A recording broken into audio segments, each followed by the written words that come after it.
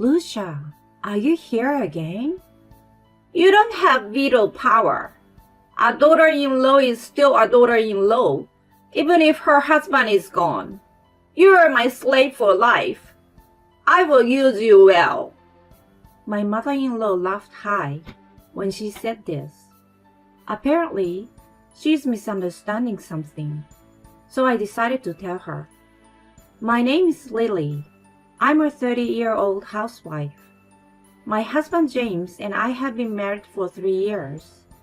We used to be seniors and juniors in our company, and my husband was 2 years older than me. He worked very hard to teach me his job as a trainer, and I became more and more attracted to him. After that, my days were soaked in work for a while that I could not devote much time to romance.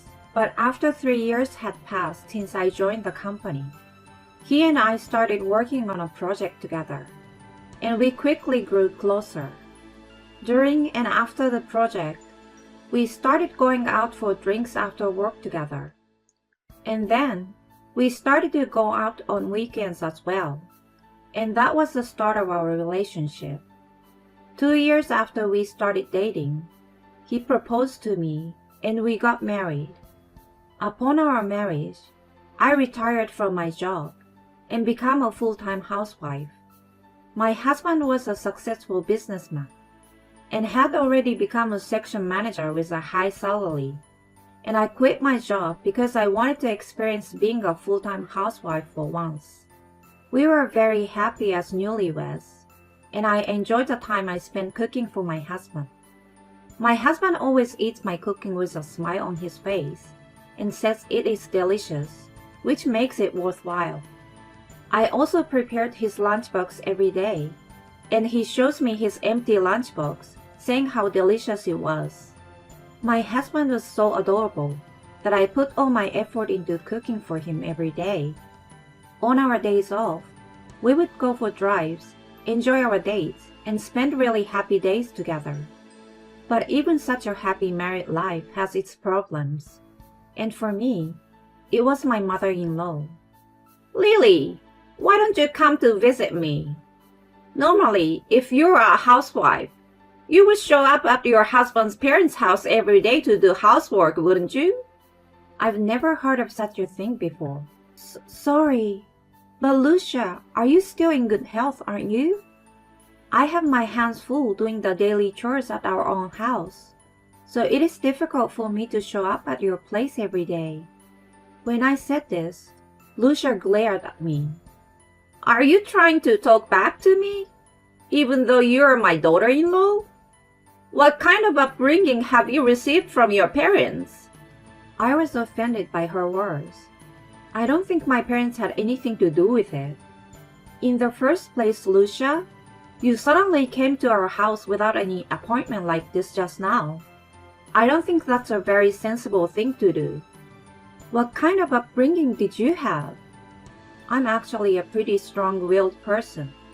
So whenever my mother-in-law said something to me, I would talk back like this. What a cocky daughter-in-law you are. I can't believe someone like you married James. We are married, even if you don't believe us. I say this and you say that. That's enough.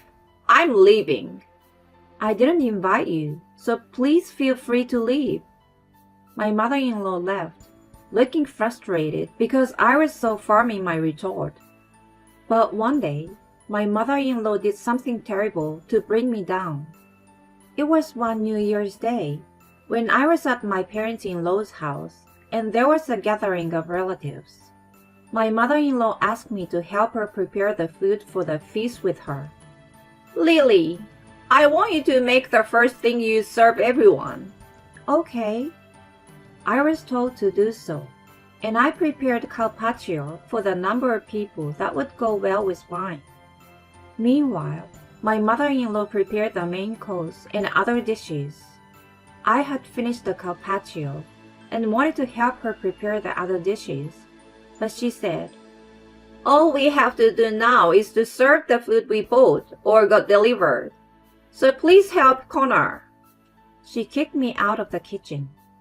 I had imagined that my mother-in-law would have me do a lot of cooking while she looked down on me. But I was surprised to find that I was not burdened with as much work as I had expected. After that, my father-in-law, my husband, and I cleaned up the house, prepared the table, and waited for the relatives to arrive. When everyone had arrived, I set the table with enough alcohol for the number of people under my mother-in-law's direction. Meanwhile, my mother-in-law served the carpaccio I had prepared. Please have this one first. This one was made by my daughter-in-law Lily. My mother-in-law said so, and the relatives were like, thank you, and tried some. But the next moment, they started talking like, it's too spicy. What the heck is this? It's spicy. Huh? I didn't know what happened. But all my relatives were saying it was spicy and looked not well. That can't be true, I thought. Then I took a bite of my carpaccio and found that it was very spicy, just as my relatives said. It tasted as if Tabasco had been poured on it. I hadn't seasoned it in any way, so the culprit was my mother-in-law. When I looked at my mother-in-law, she was smiling at me. This tastes too pungent for old people like us. Sorry, Lily. Can you take it away, please? One by one, the relatives put down their carpaccio and guzzled their beer to get rid of the spiciness. I'm sorry my daughter-in-law seems to have screwed this up. She's not very good at cooking. My mother-in-law says to the relatives with a victorious look on her face. I'm worried about whether James is getting a proper meal. The relatives look at my husband with wry smiles, but James looks pouty. Lily always cooks very good food. I'm sure this is spicy, but she just happened to fail only this time. The food she usually cooks is really good. So much so that I always come home without going out for a drink. My husband helped me like this, but his relatives were skeptical. Some of them were skeptical that my husband's sense of taste was not right. Even if I had told my mother-in-law had put Tabasco in the dish, it was more likely that my mother-in-law would say that I only tried to blame Lucia. So I had to put up with it as it was done to me. I'm sure that James' relatives would have perceived me as a wife who is not a good cook. I left the New Year's gathering feeling very frustrated. My mother-in-law's triumphant face makes me angry, even when I remember it now. Then my mother-in-law came over to my house again during the day and laughed about what happened at New Year's. You really are a terrible cook. Lucia, that was your doing, right? What are you talking about? Do you have any proof that I did anything? There's no proof, but I could definitely taste the peppers. I knew you were a bad cook. It was Tabasco. It was Tabasco? I didn't know that. Oh yes, about 30 drops of Tabasco that I had at home. You just confessed you put it in yourself. Lucia got upset when I said that, but she quickly fought back. Shut up. I did it to humiliate you. But thanks to you, it was a huge success. Everyone now knows that you're a useless wife who can't cook. That sucks. No matter how much she didn't like me, she went to such lengths to make all her relatives eat spicy food. I was thoroughly disgusted with my mother-in-law. I immediately reported this to my husband. My husband was furious and called my mother-in-law. Mom, what are you acting like a child? There is no way you are going to bring our relatives into this and embarrass them just because my wife talked back to you. My husband was so fierce that he confronted my mother-in-law, and my mother-in-law's voice on the phone was trembling. I was trying to give my cocky daughter-in-law a good scolding. Lily didn't do anything wrong. As far as I'm concerned, I think you're rather worse than Lily. Oh no, even you say such things? Please don't do anything to hurt Lily anymore. The next time you come to my house without permission, I will cut off the ties between you and me. All right, I got it. So please don't say that. My mother-in-law seems to become anxious because my husband even told her he was going to cut ties with her. And because of that, she no longer comes storming into my house to pick on me. James, thank you. I'm sorry I didn't realize it until this happened. I'm sorry it took me so long to talk to you about it. It was nice to know that my husband was on my side no matter what. From then on, we had a very peaceful and calm day. I didn't realize how much less stressful it would be if my mother-in-law just didn't come to my house. However, while I was spending happy days with my husband again, something very sad happened. My husband had a car accident and lost his life. It was so sudden that I could not catch up with my emotions. I was so sad that I had no memory of the funeral. I could not accept the reality that my husband was gone. It was after 2 months that I finally began to feel at peace. Although I sometimes felt my chest tighten with sadness and loneliness at the loss of my husband, I was still able to go about my daily life. But then, my mother-in-law came back into my life. Hey, Lily, where have you been wandering around? Lucia, what are you doing here? To my surprise, my mother-in-law was waiting for me in front of my apartment. What were you doing out this late at night? I was working. Work? Have you forgotten about James and are you just going about your daily life? Well, I have to work to earn a living. So you didn't love him after all? Huh? You married James because he's good at work and gives you money. What are you talking about? I love James, and I'm still sad about the loss of my beloved husband. If that were the case, you wouldn't be working just because 2 months has passed. What kind of logic is that? Come on. Shut up. Let me in the house anyway. Why should I let you in my house? You. Are you going to reject your own mother-in-law?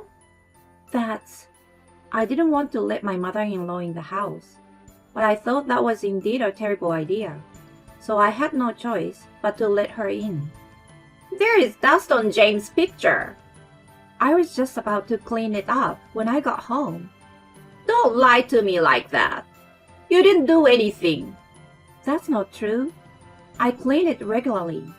I don't believe you.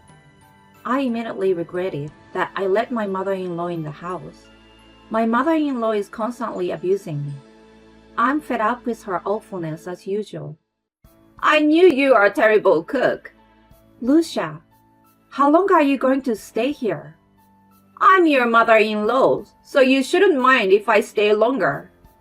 No, but... Don't think that just because James passed away, we're not going to end our relationship.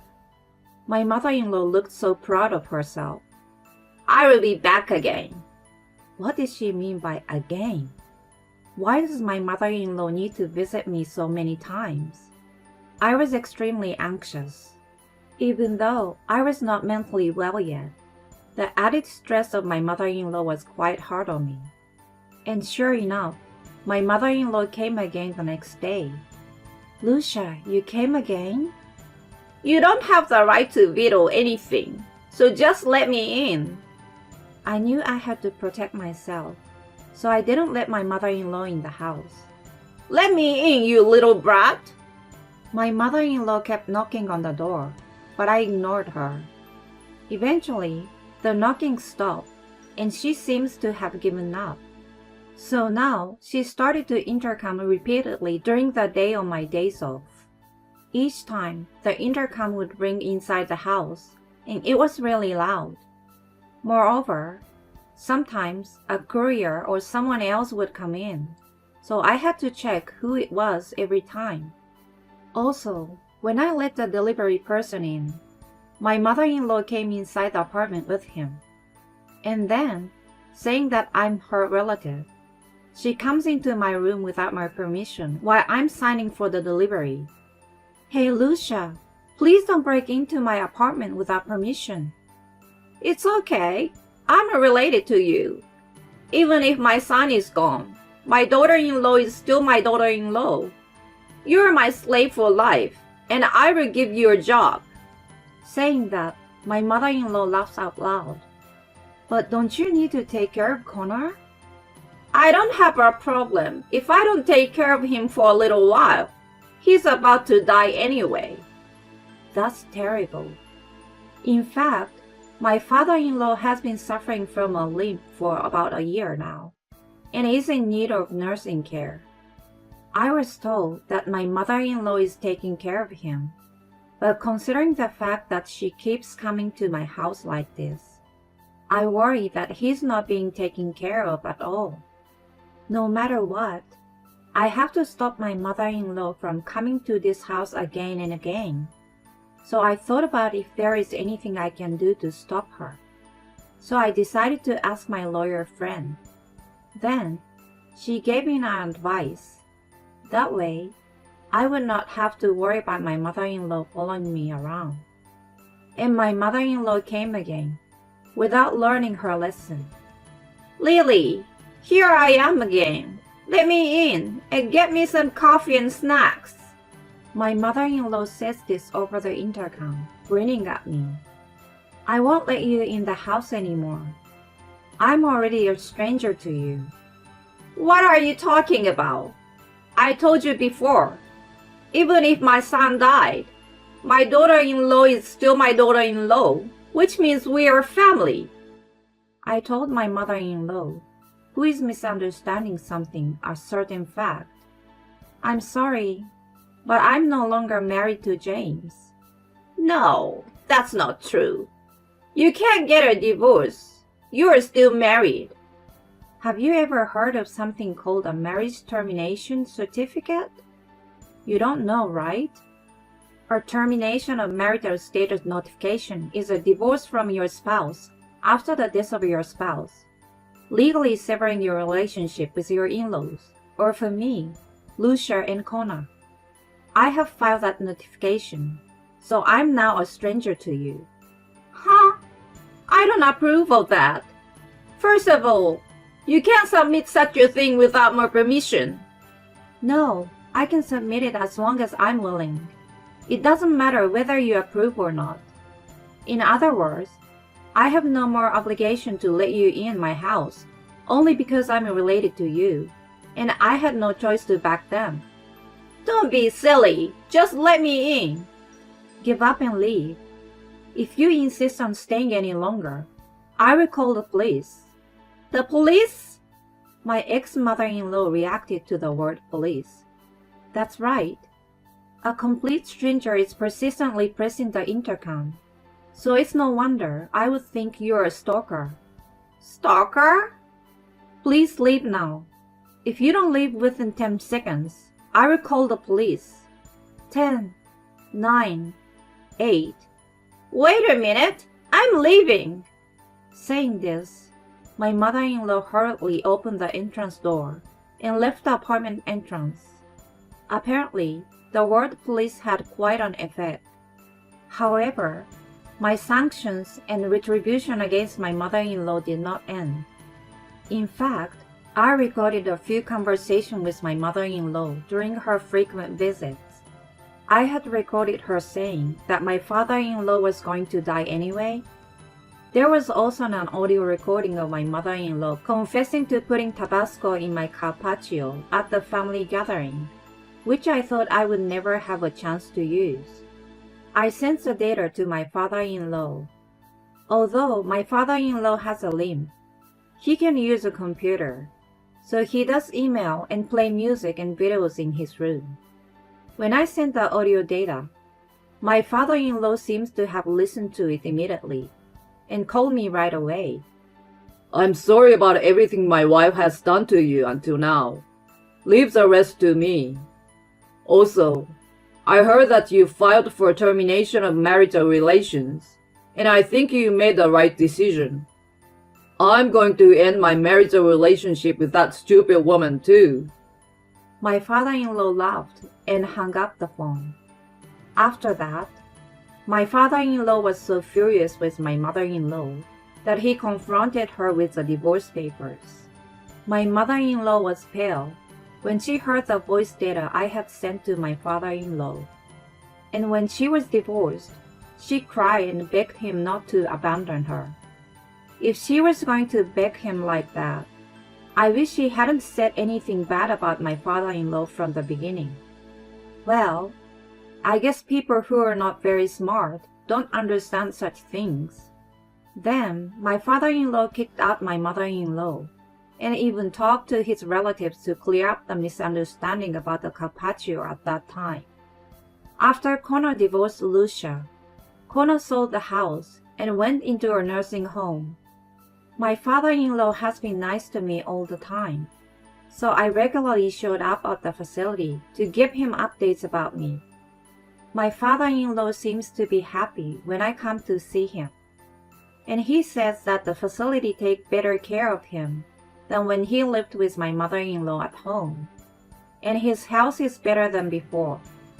As for my ex-mother-in-law, she was kicked out by my father-in-law, and even more so by her relatives, who cursed her for making them eat spicy food to spite her daughter-in-law. And now she lives a poor and lonely life, working part-time with no one to rely on. It's all self-inflicted, and it's a really nice feeling. I, on the other hand, am now back at the workplace of my former employer and have recently been able to participate in some major projects. I worked hard, remembering the days when I worked with my husband. I think I will continue to work hard for a while and gradually get used to life without my husband. I wonder what kind of nerve she has to come back to pick on her daughter-in-law, even after the death of her own son. Still, it was a relief to see her mother-in-law fall out of line when she was finally sanctioned. I'm glad her father-in-law was on Lily's side. I'm sure Lily won't be completely well yet, but I wish her the best of luck in moving forward and living her life.